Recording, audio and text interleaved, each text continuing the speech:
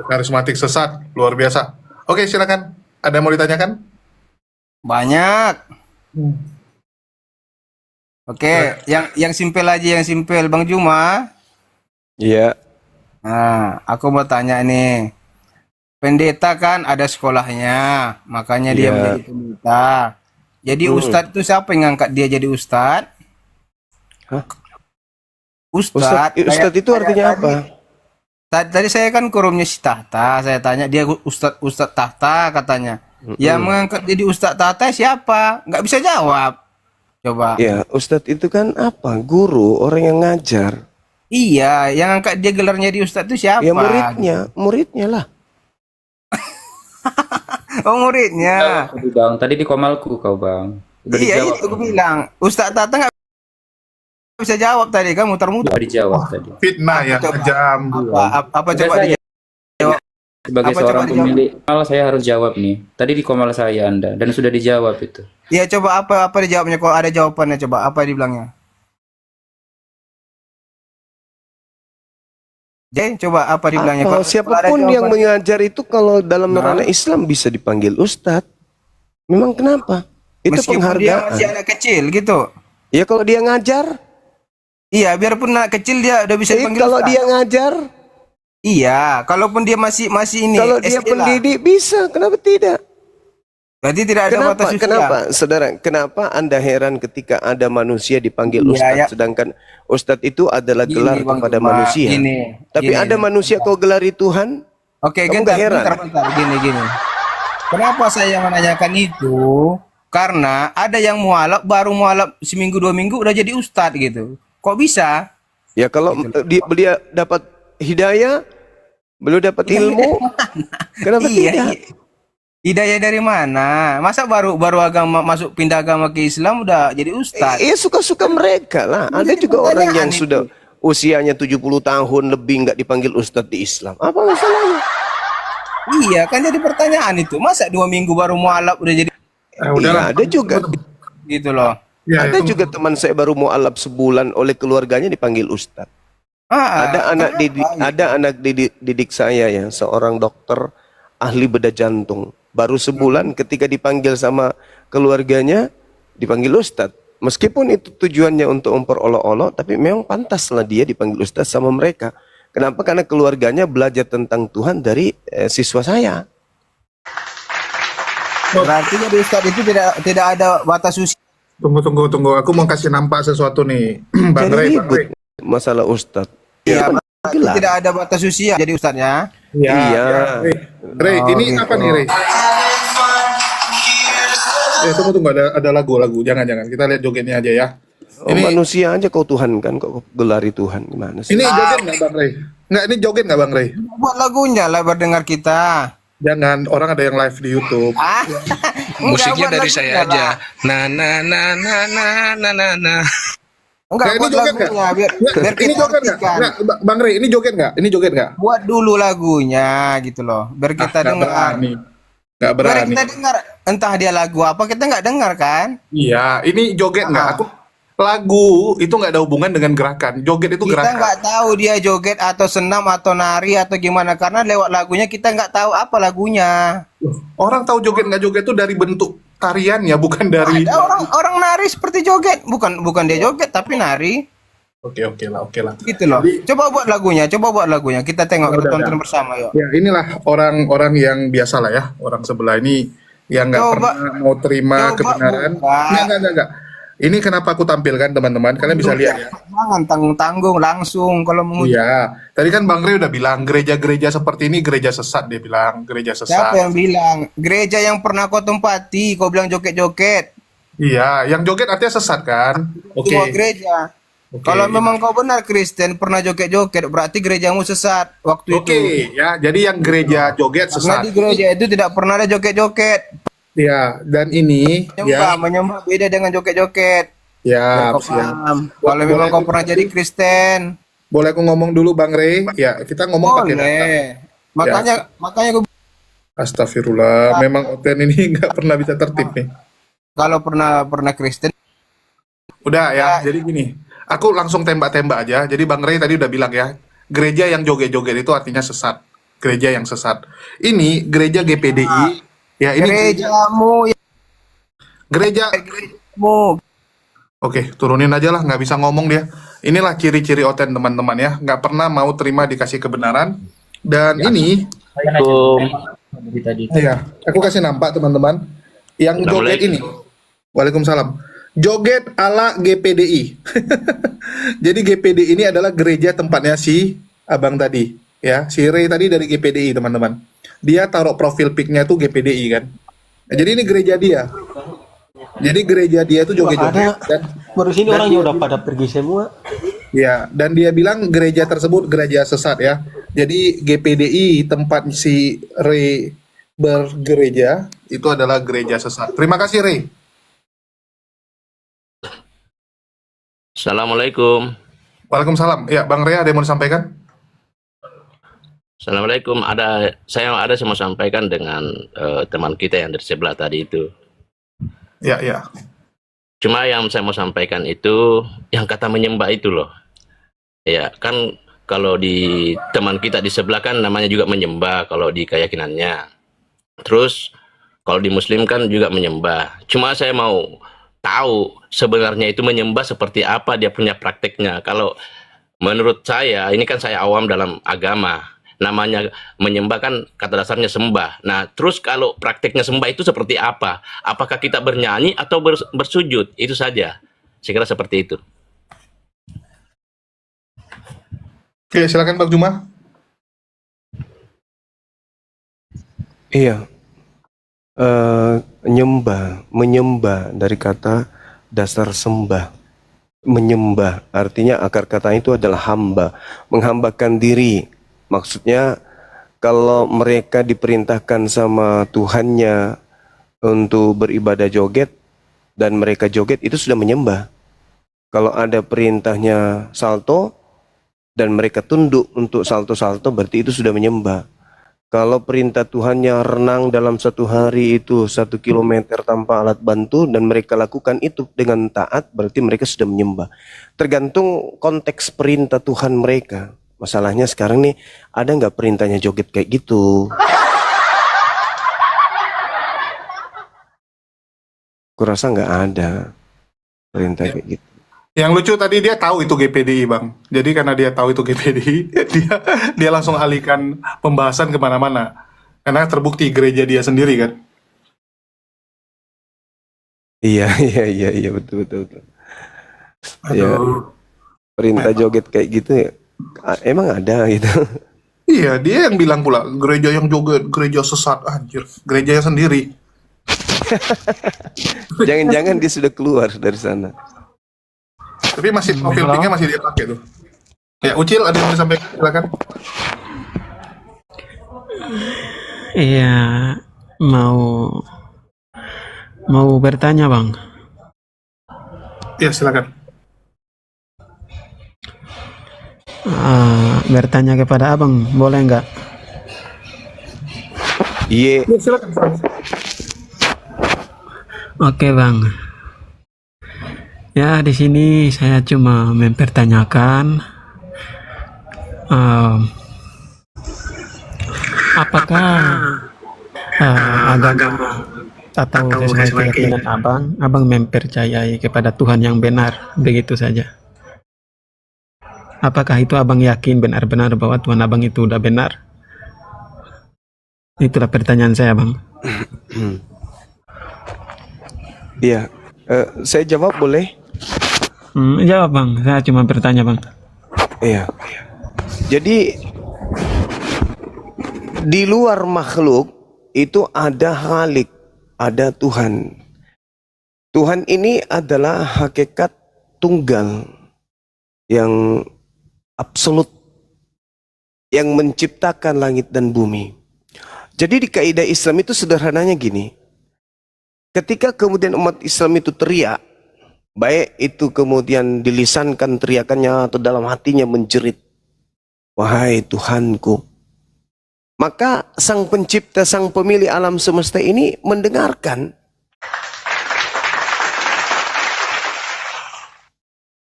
Umat Islam itu tahu itu. Ketika mereka berbicara, ya Rabb, ya Tuhan, duhai Engkau yang maha besar. Umat Islam sadar bahwa yang maha besar itu sedang mengetahui kalau kita sedang menyerunya. Umat Islam paham betul ketika umat Islam itu berdoa, duhai Engkau yang maha menciptakan. Umat Islam sadar kalau dia sedang dipantau oleh Dia hakikat yang maha menciptakan. Tanpa umat Islam itu harus tahu wujudnya. Berbeda dengan agama pagan. Ketika mereka menyembah, memanggil Tuhannya, maka kalau dia membayangkan Tuhannya pada masa bayi, maka yang muncul dalam benaknya adalah manusia dalam bentuk bayi. Kalau Tuhannya itu sudah mulai menua, menggunakan tongkat, maka yang muncul kemudian dalam benaknya adalah memanggil kepada manusia yang sedang bertongkat. Kalau Islam tidak begitu. Makanya dalam Al-Quran itu diterangkan apa? Sanurihim ayatina fil afaqa wa fi anfusihim hatta yatabayyana lahum annahul haqqa. Umat Islam mengenal pencipta langit dan bumi karena Tuhan pencipta langit dan bumi telah menciptakan. Jadi dengan Tuhan menciptakan alam semesta, Tuhan sedang menyatakan bahwa Tuhan itu nyata. Maka bagi umat Islam, tidak perlu ada Tuhan turun ke bumi, tidak perlu ada gambarnya, tidak perlu ada patungnya. Kenapa? Tuhan itu maha mendengar, Tuhan itu maha melihat, sampai isi hati pun diketahui, bisikan hati pun diketahui. Jadi umat Islam itu tidak perlu kemudian ke masjid mencari Tuhan. Ke gereja, tidak seperti agama lain, ke gereja melihat Tuhannya, atau keluar dari kamar untuk melihat fotonya Tuhannya di ruang tamu. Ada apa jatuh di depan ruang tamu? Jangan-jangan patung Tuhan kita. Islam tidak kenal yang kayak itu pagan. Di Islam itu cukup berdiam, angkat tangan, Allahu Akbar. Duhai Engkau pencipta langit dan bumi yang maha besar. Mendengar enggak sang pencipta itu? Mendengar. Nah ini Islam itu begitu. Jadi ketika mereka dimanapun berada melihat ke atas Tuhan, melihat ke bawah Tuhan, melihat ke atas Tuhan, melihat ke bawah Tuhan, sekiri kanan Tuhan, semua yang ada hanya kebesaran Tuhan.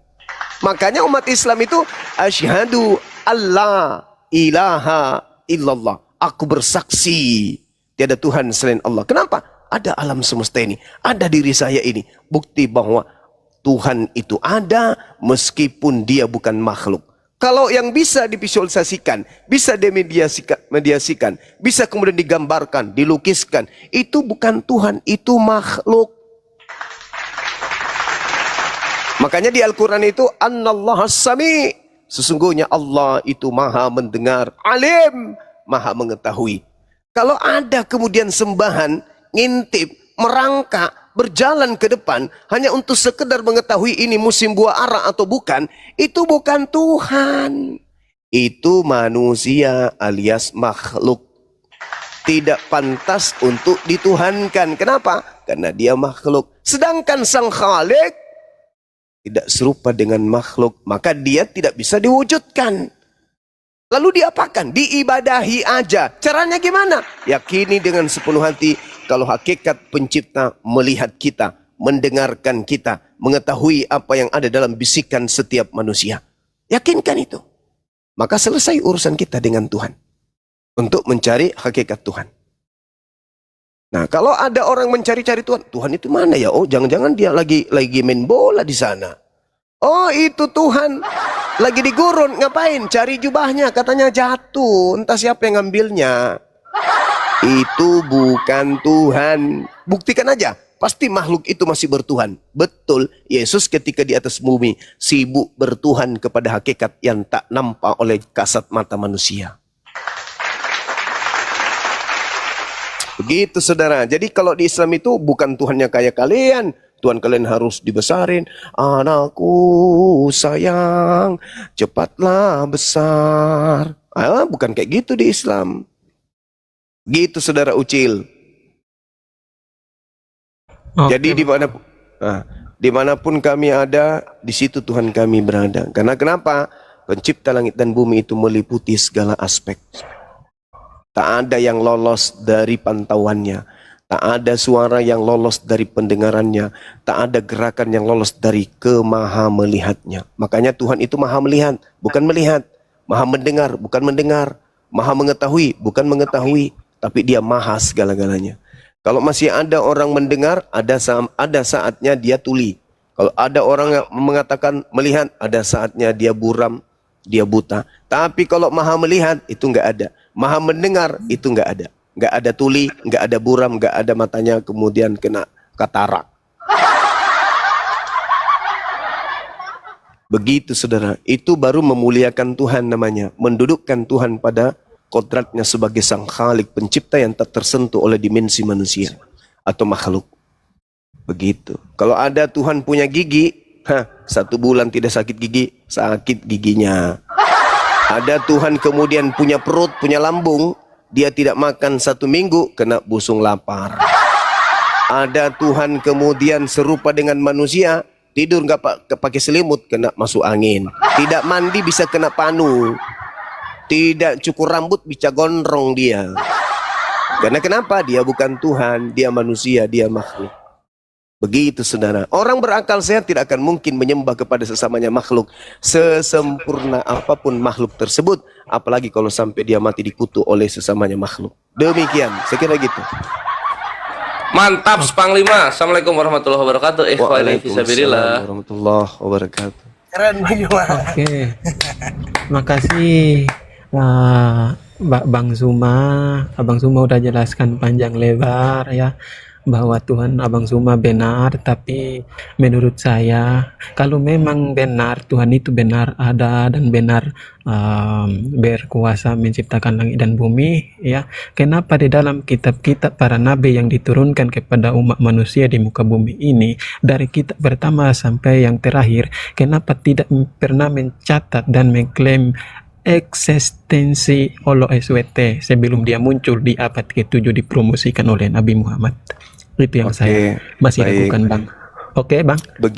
Begini, saudara. Allah Subhanahu wa Ta'ala menjelaskan di dalam Al-Quran ketika mengambil perjanjian yang sangat agung di masa praeksistensi para nabi. Apa kata Allah?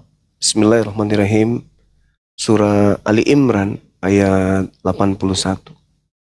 Wa iz ahazallahu mitsaqan nabiyyin lama ataitukum min kitab wa hikmah summa ja'akum rasulun musaddiqul lima ma'akum latu'minunna bihi wa latansurunnah qala akrartum wa akhaztum ala dhalikum isrih qalu akrarna qala fashhadu wa ana ma'akum minasyahidin. Dan kata Allah, wahai umat manusia, wahai Nabiku Muhammad, ingatlah ketika Allah mengambil perjanjian dari para nabi. Ini masa pra-eksistensi, masih di alam ruh. Manakala aku memberikan kitab dan hikmah kepadamu, lalu datang kepadamu seorang rasul, yaitu Nabi Muhammad, yang membenarkan apa yang ada pada kalian, niscaya kamu akan sungguh-sungguh beriman kepadanya dan menolongnya. Allah berfirman, apakah kamu setuju atas perjanjian ini? Apakah kalian menerima atas perjanjian ini? Yang demikian itu? Mereka para nabi menjawab, ya kami setuju bahwa kelak di penghujung masa kenabian kamu akan mengutus seorang rasul bernama Nabi Muhammad SAW. Jadi di alam ruh Allah mengangkat para nabi, sudah ditentukan nabi-nabi. Makanya Yesus mengatakan dalam Yohanes 17, permuliakanlah aku sebagaimana kemuliaanku yang ada di kehadiratmu sebelum dunia itu ada. Kenapa? Karena para nabi itu memang sudah ditentukan sebelumnya. Sudah ditentukan, habis nabi ini, kuutus nabi ini, habis nabi ini, kuutus nabi ini. Nah, Allah sudah mengatakan itu. Maka dalam kitab Yeremia itu, aku tahu rancangan-rancanganku tentang kalian. Bukan rancangan membinasakan, tapi rancangan shalom, rancangan damai sejahtera. Jadi Islam itu sudah direncanakan, sudah dirancang oleh Tuhan. Kedatangan Islam sebagai penyempurna, udah dirancang. Yesus pun dikatakan apa? Yesus adalah juru selamat. Tidak dikatakan juru Nasrani, juru Kristen, enggak. Tapi dia dikatakan juru salam. Apa salam itu? Salam. Apa salam? Salam itu Islam. Jadi Yesus itu adalah juru Islam. Makanya dalam catatan Ibrani 5 nomor 7, dalam kesolehannya doa Yesus diijabah. Tuh, Yesus seorang soleh. Maka Islam datang untuk menyatakan bahwa lalu dinusulkan kepada para nabi, kepada Abraham, kepada Ishak, kepada Yismail, kepada Ishak, kepada Harun, kepada Musa, kepada Harun, kepada Daud, kepada Isa. Itu kemudian ujung-ujungnya pasti sentralnya kepada baginda Rasulullah Muhammad SAW. Kenapa? Karena sudah diperjanjikan, sudah dipersaksikan di hadapan Allah di masa praekstensi kenabian. Makanya Yesus berani. Makanya Nabi Musa berani. Makanya Nabi Abraham berani. Berani apa? Berani memberikan sinyal akan datang keturunannya yang menjadi pembawa keselamatan di seluruh alam semesta ini. Nabi Musa datang hanya skala kecil. Inni Rasulullahi ilaikum ya Bani Israel. Yesus datang, aku diutus hanya kepada kalian ya Bani Israel. Makanya Yesus mengagung-agungkan sang penolong lain, sang penghibur lain yang akan datang. Dialah yang akan mengajarkan segala sesuatunya tentang hukum-hukum, tentang penginsapan dunia akan dosa, dan tentang keadilan. Makanya dalam kitab saudara, bukan di perjanjian lama, di perjanjian baru, Kisah Para Rasul 3, nomor 22-23. Bukankah di dalam kitab Tauratmu dikatakan oleh Elohim bahwa Elohim akan mengutus seorang nabi yang sama seperti Nabi Musa? Dan di data nomor 23-nya dikatakan begini, dan akan terjadi, harus, karena itu sudah ditekankan, dan akan terjadi, titik 2, siapapun yang tidak mendengarkan nabi yang sama seperti Nabi Musa ini akan dilenyapkan, akan dibasmi dari umat kita. Siapa nabi setelah Musa, setelah Yesus yang datang, yang kerjanya membasmi segala kejahiliaan di atas muka bumi ini, yang melululantakkan kemudian hukum-hukum jahiliyah di atas muka bumi ini? Di dalam Ulangan 33 nomor 2 dikatakan, dia terbit dari Faran, di tangan kanannya ada api yang menyala-nyala. Dia datang dengan membawa 10.000 orang suci, orang kudus. Siapa yang membawa orang kudus dari Madinah melumpuhkan Mekah? Atau Anda ingin mengatakan, oh itu adalah Yesus. Di mana Yesus pernah melumpuhkan suatu wilayah dengan menggunakan pasukan orang suci, orang-orang bersunat? Tak ada. Nabi Musa? Tak ada. Harun? Tak ada. Daud? Tak ada. Hezekia? Tak ada. Yehuda? Enggak ada. Itu hanya digenapi oleh baginda Rasulullah Muhammad SAW. Di tangan kanannya ada api yang menyala-nyala. Apa maksudnya nyala api itu? Itu adalah tiang api yang akan menghanguskan segala hukum-hukum jahiliyah yang ada di depannya. Dia bakar habis, dia babat habis semua hukum-hukum yang ada di dalamnya dan yang ada di depannya, dan yang hanya tegak la ilaha illallah Muhammadar Rasulullah. Jadi kalau Anda mengatakan kenapa baru diperkenalkan? Ya iyalah, Yesus berkata di dalam Yohanes 16, apa kata beliau? Masih banyak yang ingin aku ajarkan kepadamu, wahai Bani Israel, tetapi sayangnya kamu belum sanggup untuk menanggungnya. Tapi apabila dia datang, yaitu roh kebenaran yang kuminta kepada Bapa, dialah yang akan mengajarkan segala sesuatu tentang 1, hukum-hukum, 2, keadilan, 3, penginsapan dunia akan dosa. Aku mau mengajarkan ente, tapi meskipun tak ajarin, kalian tidak sanggup untuk menanggungnya. Sedangkan saya mengajarkan aku ini Mesias utusan Tuhan aja kalian tolak. Apalagi kalau saya ngajarin kalian berhaji. Apalagi kalau saya sudah ngajarkan kalian wajib 5 kali sehari kalian ke masjid untuk ibadah. Apalagi kemudian saya mengajarkan datang kepadamu keturunan dari saudaramu yang kalian usir, yang kalian katakan anak Buddha, untuk menjadi pemimpin dan tongkat kerajaan diberikan kepadanya. Kamu tidak akan sanggup. Tetapi ketika ia datang, ciri-cirinya Camkan kata Yesus dalam Yohanes 16 nomor 13-14. Apa kata Yesus? Ciri-ciri daripada penutup para nabi, sang pembawa risalah kenabian penutup, yaitu lisannya sibuk memuliakan aku. Anda sehat, bukan? Ketika Yesus mengatakan roh kebenaran ketika datang, dia akan memuliakan aku. Tengok, agama mana yang memuliakan Yesus dan agama mana yang kemudian penuh dengan roh jahat yang lisannya selalu menghujat, menista, merendahkan, memfitnah Yesus. Apakah Islam? Islam menolak keras kalau dikatakan Yesus itu mati terkutuk. Islam menolak keras kalau Yesus itu ditampar, diludahin, diseret, ditelanjangi, digantung, ditombak dan dibunuh. Islam tolak keras. Islam lisannya penuh dengan berita kebenaran. Yesus tidak disalib, Yesus tidak dibunuh, melainkan yang disalib itu adalah orang yang dikutuk oleh Elohim. Siapa yang marah? Siapa yang murka dengan pernyataan dan sikap imannya umat Islam ini? Orang Kristen. Orang Kristen keluar tanduknya kalau dikatakan Yesus tidak disalib. Benar kan? Maunya orang Kristen, Yesus disalib, Yesus ditonjok, Yesus diludahin, Yesus dibunuh, Yesus ditombak, Yesus, pokoknya Yesus yang paling hina. Bahkan mereka diajarkan dan digiring untuk percaya manusia yang mati terkutuk untuk menanggung dosa pemerkosaan, pembunuhan, penipuan, pencabulan dan seterusnya. Itu semuanya ditanggungkan di pundak Yesus. Kehinaan apalagi yang Yesus tidak berikan, yang Kristen tidak berikan kepada Yesus? Tidak ada lagi. Semua dosa-dosa yang dilakukan oleh para pelaku maksiat, curi ayam, curi kambing, semuanya menjadi bebas dari hukuman. Kenapa? Karena curi kambing, memperkosa ibu kandung, memperkosa anak sendiri, itu tidak ditanggungkan kepada pelakunya, tetapi dilemparkan kepada pundak Yesus. Penghinaan apalagi yang kurang terhadap Yesus ini dari Kristen. Sedangkan Yesus mengatakan, ketika roh kebenaran itu datang, dia akan memuliakan aku. Subhanallah, kami hanya menemukan dari orang-orang Islam lisan mereka terjaga untuk memuliakan Yesus, bahkan menyebutnya alaihi salam.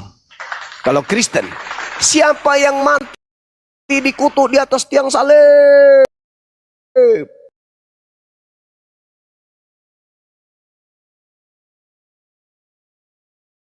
Yesus paman.